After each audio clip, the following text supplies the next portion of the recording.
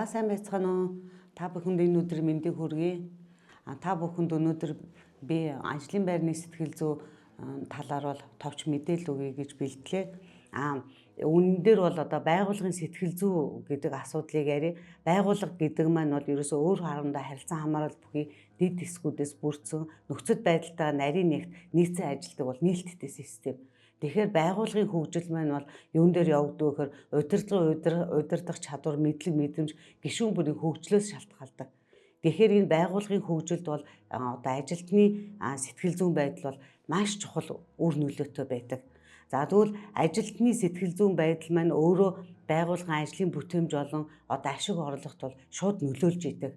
Тэгэхээр ажил эрхэлж байгаа насан туршидын бол 15% нь ямар нэгэн сэтгэл зүйн асуудалтай, ажлаас гарах болсон шалтгааны 16% нь бол ажлын байрны стрессээс үүдэлтэй байна гэсэн судалгаа гарсан юм байна. Энэ ажлын байран дахь стресс болон ажлын салшрах хам жинжид өртөхгүй байхын тулд энэ ямар урьдчилан сэргийлэх арга хэмжээ авах ёстой юм бэ гэхээр бол эхэлж бол ажилтан бүр бол сэтгэл зүйн тархлаагаа маш сайн дэмжих хэрэгтэй. Биеийн тархлаа гэдэгтэй адил бол бид нар сэтгэл зүйн тархлаа гэдэг бол асуудал бол өндөрт яригдана. Энэ сэтгэл зүйн тархлаанд бол нэгд нь бол харилцах чадвар, хамтрах чадвар, суралцах чадвар, аливаа нэг асуудалд үгүй хэлэх чадвар, хүний амьдрах чадвар гэсэн энэ бүгдийн бол цогц ойлголтыг бол сэтгэл зүйн тархлаа гэдэг юм байна.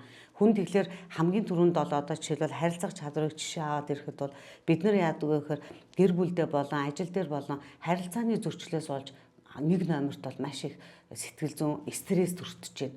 Тэгэхээр стресс гэдэг маань бол тухайн хүний бол аливаа үйлдэлд үзүүлж байгаа хариу урвал буюу хүчтэй хэлнэ гэж ярьдаг шүү дээ. Тэгэхээр стресс гэдэг маань ерөөсөө байх л ёстой хүний сэтгэл зүйн хариу урвал.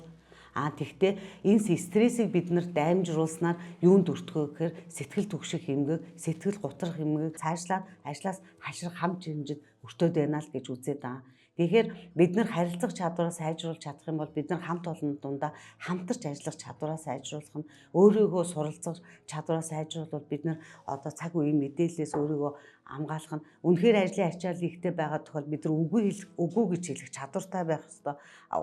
Гэр орондоо бол амьдралыг хийвэн авч явах тийм чадрыг бол эзэмших нь чухал байдаг байна.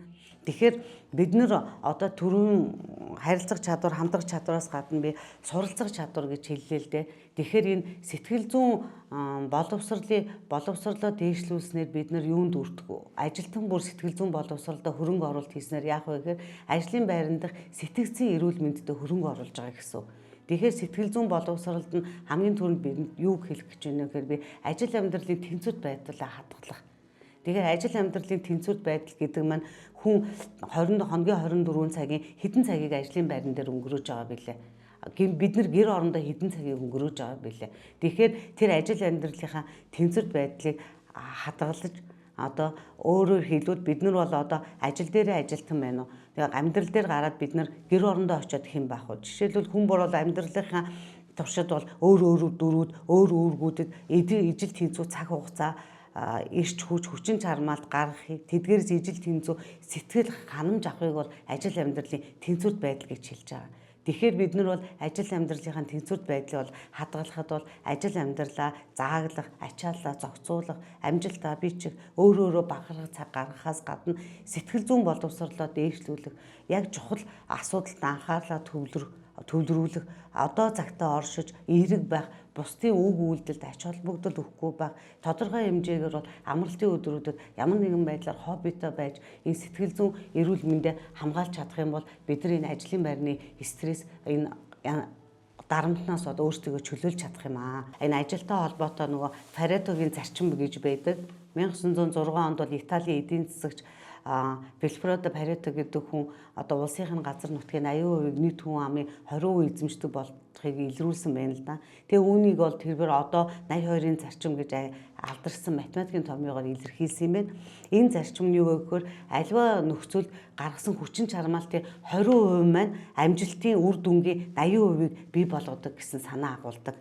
Тэгвэл энэ зарчмыг бол одоо олон салбар ялангуяа бизнесийн үйл ажиллагаа одоо өргөжүүлэхэд маш их өргөн ашигладаг болсон байна л да. Тэгэхээр бид нар ажил дээр маш үр дүнтэй 20% цагийг зарцуулж өндөр бүтээмж гаргаснаар яах нь 80% амжилтанд хүрдэг байна. Тэгэхээр бид нар ажил амьдралын тэнцвэрт байдлыг хадгалж чадвал одоо дэмий зарцуулсан 80% цаг маань 20% амжилт үзүүлдэг гэдгийг ойлгоод ажлын цагийг бол маш үр бүтээмжтэй зарцуулж одоо ажил амьдралаа сайн заалж өгвөл бол ажлын байрны стрессээс сэргийлэхэд бол маш чухал юм аа.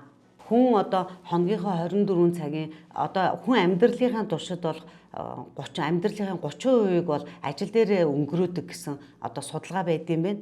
Тэгэхээр бид нар яах нь ажил дээр амьдралынхаа ихэнх үеийг өнгөрөөж байгаа гэдэг маань ажил амьдралынхаа тэнцвэрт байдлыг бид нар яаж хамгаалах вэ гэхээр одоо ажлын 5 өдөр бид нар уртсгасан цагаар юм уу илүү цагаар ажиллаад одоо нэлийн ар гэртээ зарцуулах цаг гараагүй байлаа гэж бодоход бид нар одоо хагас бүтцөөнийхөө цагийг ямар үр бүтээлтэй өнгөрөөхөө гэдэг юм асуудал бидний өмнө тулгарч байна л да. Тэгэхээр энэ дэр нэг юу байгаа. Одоо жишээлбэл ажлын одоо зарим хувийн компаниуд одоо манад бол хэрэгжиж эхэллээ шүү дээ. Шунхлаа компани гэдэг ажлын 4 өдөртөө болсон. Ингээд ажлын 5 өдөр ажиллах, ажлын 4 өдөртөө ажиллах гэд энийг гараад ирэхээр тэр 82-ын зарчим гэдэг шиг хөдөлмөрийн бүтээмжүүд бол нөлөөлөхгүй байх гэж үзэж байгаа байхгүй юу. Тэгэхээр богино цагт одоо бүтээмжтэй ажиллах, урт цагийг дэмий өнгөрөөж одоо үр дүн баг гаргах гэдэг хоёрыг ялгаа заагийг бол гаргах хэрэгтэй. Тэгээ одоо жишээлбэл манайхан ингэдэг л дээ одоо ажил дээрээ уртсгасан цагаар ажиллах нь чухал уу?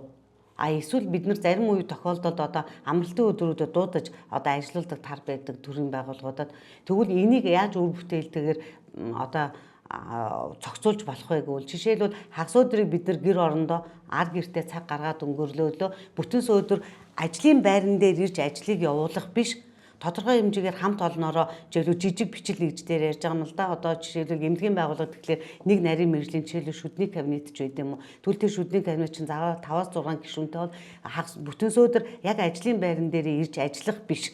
Одоо жишээлбэл өглөө 8 цагт одоо ууланд хамт гараад тэр ууланд гаргаж бяцхан зугаалга хийнгээ ажиллах хуваарлж авах.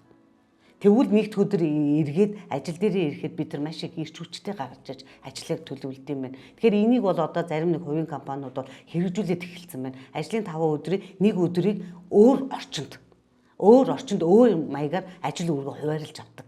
Тэрийг ярилцдаг ийм одоо тийм одоо арга туршлагууд хэрэгжиж эхэлсэн байна л да.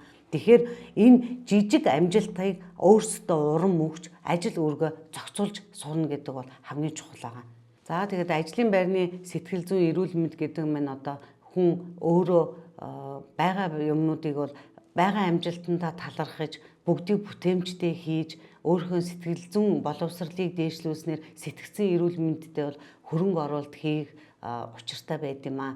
Тэгэхээр бүгдээрээ энэ миний энэ ярьсан бяцхан зөвлөгөөнөөс одоо авах хүнд нэг өгч ирдэм, хаях хүнд 1000 сургаал байлаг гэхчээр өөртөө хэрэгтэй юм аа тусган аваад сэтгэл зүйн боловсролдоо бол хөрөнгө оруулалт хийж сэтгцэн эрүүл мэнд ажлын байрныхаа сэтгцэн эрүүл мэндийг бол хамгаалцгаая гэж уриалъя.